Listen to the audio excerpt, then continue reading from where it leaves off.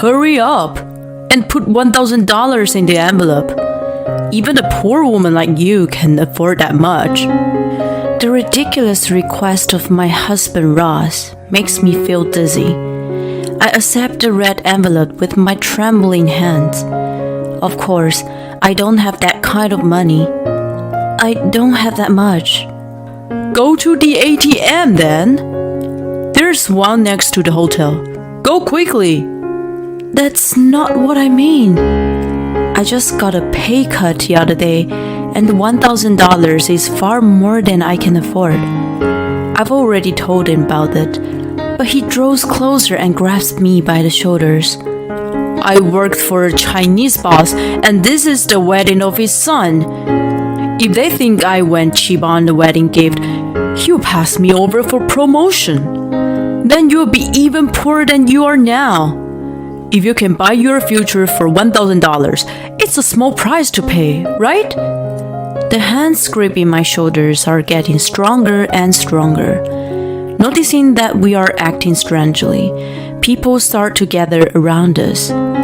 If we continue to attract attention, it will only get worse. Besides, he has a point. If I obey him now, it'd go all well. Okay, I'll go. Yes. His expression becomes overly happy, and I was released from his grip. He has always been like this. It reminds me of a few days ago. I'm going to bed. Hey, why don't you clean after yourself? I'm tired. Good night. He disappeared into the bedroom without looking back. I let out a sigh and staggered off to the kitchen. He didn't even soak the plate in the water again. I looked at the dried up sauce that had stuck to the plate in frustration and picked up the dish sponge. We had been married for 10 years. We met through a friend, and my first impression of him was, what a good-looking guy. He was tall and looked a little like an actor who appeared in the popular sitcom at that time. My friend often told me that he was very popular with ladies. He knew how to treat women and was much more sophisticated than men of his age. I thought he was an amazing guy who wasn't calculating, but just casual in his kind manners. At the same time, I thought that I would never be able to have someone like him. I was rather plain and wasn't a good conversationalist. So when he confessed his feelings for me, I thought it was a prank. After dating for a few years, we got married. Although the first year was fun, his true nature gradually became apparent. He had a kind of misogynistic idea of a wife and thought he owned me. He started ordering me around. He repeatedly said that it was disgraceful for a man to do housework, even though we both worked. I was the one who took care of the house. I contemplated leaving him many times, but I couldn't let go of the thought that such a handsome guy had chosen me. When I finished washing the dishes, I poured wine in a glass and returned to the living room. I stared at the calendar on which the wedding anniversary is circled in red. I told myself to wait on divorce until at least our wedding anniversary. I still had a slight hope for him to change on that day, even though I knew it was wishful thinking. I chugged half a glass of wine. On the day of the anniversary, I took the day off and Ross was getting ready for work. I was disappointed, realizing that I had set my expectations too high after all. Suddenly, he handed out a note to me. There was a name and address of a hotel written on it.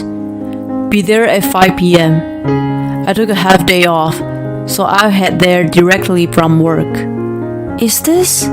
Dress nicely. Do you still have that gray dress you bought a while ago? Wear that.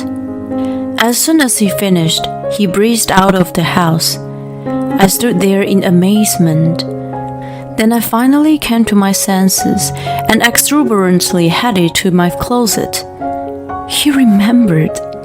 It's our first time for us to have dinner out on our anniversary. I put out the dress that had been neglected in the back of the closet and spun around in place.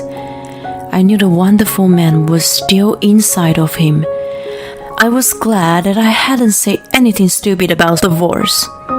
There still was a lot of time, but I couldn't just be still and started to get ready. I put on the dress and took more time than usual to put on makeup. I even sprayed my favorite perfume on. I put on the earrings that Ross had bought for me a long time ago. After getting my hair done at the salon, I headed to the hotel. I looked at myself in the mirror and was satisfied with the reflection of what might be the most beautiful self I had seen since my wedding. When I arrived at the designated floor, I saw a swarm of people gathering there. Ross was in the middle of it, playing with his phone. When I ran up to him and tapped his arm, he silently put his phone away in his pocket. So many people here. Are we having dinner here?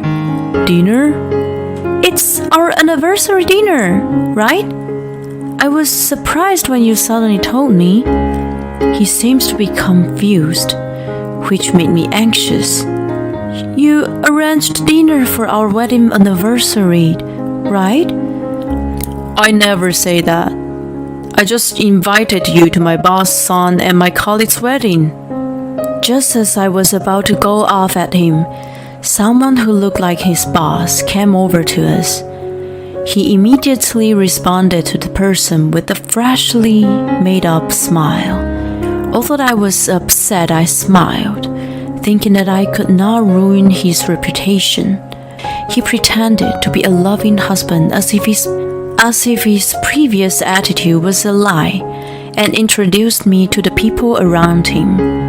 He laid out superficial praise about me that made me feel empty inside.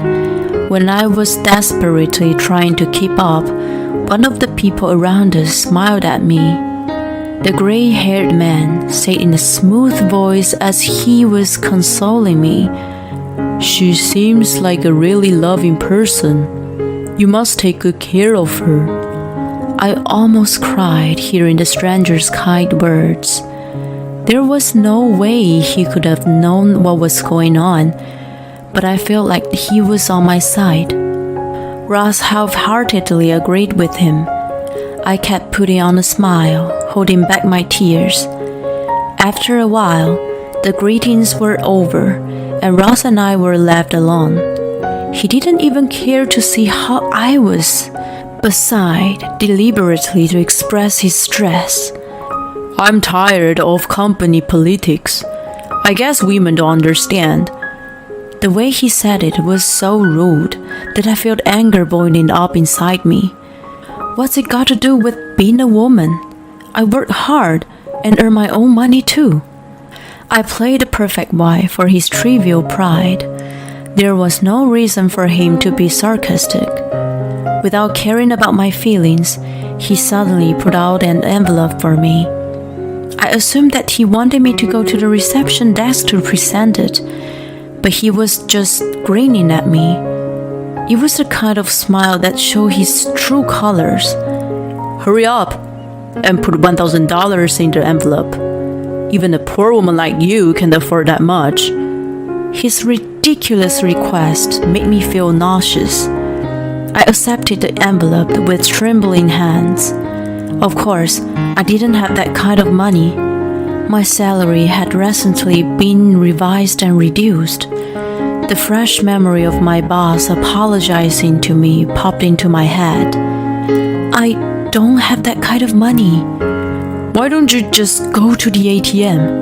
There is one next to the hotel. Go quickly." "That's not what I mean." He drew closer and grabbed me by my shoulders. "I work for a Chinese boss, and this is the wedding of his son. If they think I went cheap on the wedding gift, he'll pass me over for promotion. Then you'll be even poorer than you are now. If you can buy your future for $1,000, It's a small price to pay, right? The hands gripping my shoulders were getting stronger and stronger. Noticing that we are acting strangely, people start to gather in around us. If we continue to attract attention, it will only get worse. Besides, he has a point. If I obey him now, it'll all go well. Okay, I'll go. Yes. His expression became overly happy, and I was released from his grip. I was on the verge of tears, but turned my back on him to go to the ATM. I was filled with despair. I put the money into the envelope as I mourned the reduced balance. When I returned to the hotel with it, Ross and the bride were talking amiably. Whenever he made a joke, he quickly touched some part of his body. The gesture seemed rather intimate, or rather sexual, and it made me feel uncomfortable. When we walked away, I handed him the envelope, and he finally gave me a sincere smile. Thank you. I know I forced you a bit earlier, but thank you for helping out. I can always count on you. By the way, weren't you a bit too close to the bride? I'm sure the groom wouldn't be so happy if he saw that. He shrugged his shoulders dramatically. There's nothing between us. She's just a good friend. She used to be one of my assistants when she just joined the company. He spoke so eloquently that it made me even more skeptical. I thought it was improper to continue such a conversation at a fine occasion, so I didn't pursue the matter any further. I was depressed during the reception. The bride kept glancing over at Ross, who kept acting like he was a big shot. The ultimate stab in my heart was what he said during his speech. Mike, make sure you remember to celebrate your anniversary. Jess is a kind woman. But there are etiquettes even between husband and wife. That's when my heart broke, and I left the hotel as soon as the dinner finished. I assumed Ross was going to stay until the end of the party. I drank a cheap wine I bought at a store on the way home and cried. Let's get a divorce. I can't keep doing this with him. After that, I found a lawyer and prepared for divorce. Then, the lawyer suggested that I file a claim for alimony. I told him about the incident at the wedding, and he felt something was up. He told me to try and find conclusive evidence to go after Ross. So, in parallel with preparing for the procedure, I started an affair investigation. He was certainly an inconsiderate person. Although I thought he'd never gotten that far, I surreptitiously picked up his phone. He was in the shower. I estimated the time I have to be about 5 minutes maximum. I opened the messaging app and looked at it anxiously. The names displayed were almost all male, even if the occasional female name appeared. The chats were simple and businesslike. I was about to close the app, thinking he hadn't been ruined that much after all. Then, a notification came in. Your wife hasn't found out about us yet, right? It was a male name, but the message showed otherwise. I felt a shiver down my spine and carefully maneuvered the phone and avoided being double-ticked. Then I put it back in its original position. After waiting for him to go to bed that night, I looked at his phone again. Remembering the name of the man, I opened the chat. They were frequently communicating with each other. The content of the conversation was romantic and sometimes sexual. There was a photo of the woman whom I knew at a glance. It was the bride I had met at the wedding. She was supposedly his good friend. The photo was a close-up of her face, and I noticed the earrings that were the same ones I had. I had them on my ears for the wedding too. He bought the same earrings for his wife and mistress. How thoughtful of him. I could feel nothing at that point and just backed up the data on my computer. Then I sent the data to my lawyer right away. A few days later, I waited for Ross with a copy of the divorce papers and the blown-out printout of his girlfriend with the earrings. When he got up and saw the picture, he was taken aback. "What? That's... Good morning. Can you go through these before you leave? I don't have to explain this picture to you, do I?" "You snooped around on my phone? You're a criminal!" He ripped the picture into pieces, but it was a useless act. "I've saved all the message and the picture. You know, you're totally busted, right? I'm making sure you paid alimony." "Is this the result of using your peanut brain? Fine, I'm ready to fight." "I'm relieved to hear you say that. Let's see how you win from here." I showed him the amount of alimony and the list of the evidence of the affair I had gathered. The momentum he just had seemed to fade away. "What's wrong?" What the heck? I'll forgive you. I'll let go of the fact that you snooped around." "What are you talking about? I'll move out as soon as we file for divorce." "What do you think you're going?" "I feel sorry if you become homeless, so I'll let you stay." "Don't worry, I've already taken care of that." Realizing that I wasn't going to be talked out of it, he slumped his shoulders. "I can't pay this kind of money right now. Can you please not divorce me?" He looked so small. Maybe that's why my heart ached a little, even though I didn't need to feel sorry for him. I thought he really was remorseful. I questioned myself if it was right to cut off someone I had been for 10 years. Such thoughts crossed my mind, and the divorce filing was put on hold. It was the next day the drama unfolded. "Is this Natalie?" Ross collapsed in the office just now. "Oh my God!" I panicked and rushed to his office. As soon as I ran into the conference room I had been pointed to, I found Ross lying on the floor and his girlfriend next to him. When she saw me, she awkwardly left the room. Although I thought about going after her, I couldn't leave Ross lying there alone. Then the door opened. "Huh? Are you alone?" Jess was supposed to be watching him. She's a good friend of Ross, just got married the other day. The guy excused himself, saying that the ambulance had arrived and needed to escort the paramedic, and left. When I saw him off, I noticed the trash can. There was a torn of stockings shoved haphazardly in there. I wondered why there was such a thing there and picked it up. I remember that Jess seems to be bare legs. "Natalie?" He opened his eyes, and when he saw my hand, he stood up suddenly. He tried to take the stockings away from me, so I reflexively backed away from him. "What's the matter with you all of a sudden?" "Give it to me!" "Why do you want the torn stockings so badly?" I looked closely at his suit, which was wrinkled in places. Then the dots was finally connected in my head. I rolled up the stockings and hid them behind my back. "Oh, now I got it. You're unfaithful to me at work." "I don't know what you're talking about." "She called the ambulance, didn't she?" "It was a man who called me. Poor guy was put in the middle of it."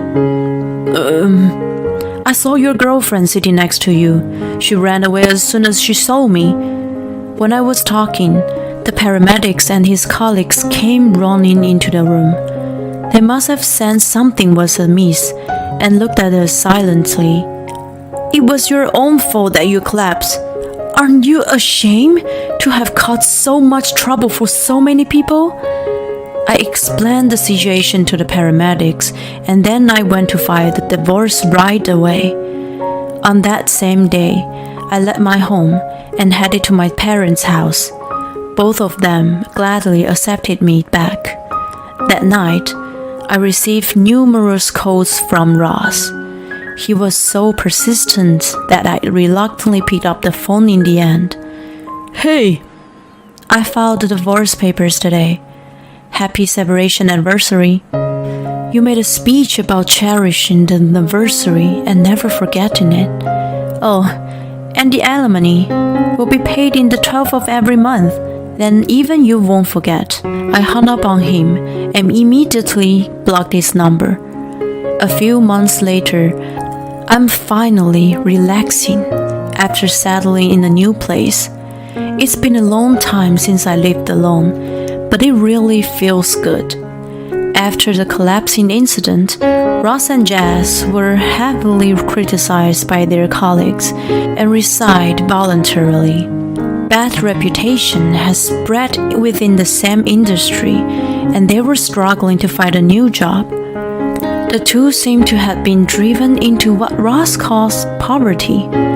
He's still making alimony payments, thought it could stop at any time. Even without the alimony, I'll be able to make a living, but I have no plan to withdraw it. I see it as a purification for him as well. I have a good job now, and I also have time for my hobbies. It's great for me to be able to resume hand-making goods. In addition to feeling more relaxed, I'm now able to earn a side income too. I was shocked when I realized how much time I had wasted on that man. I feel powered up and being more active than ever, trying to make up for the loss now. Oh no, it's late. I'm supposed to have a coffee with a friend today. The sun is shining warmly through the window as if to bless my new life.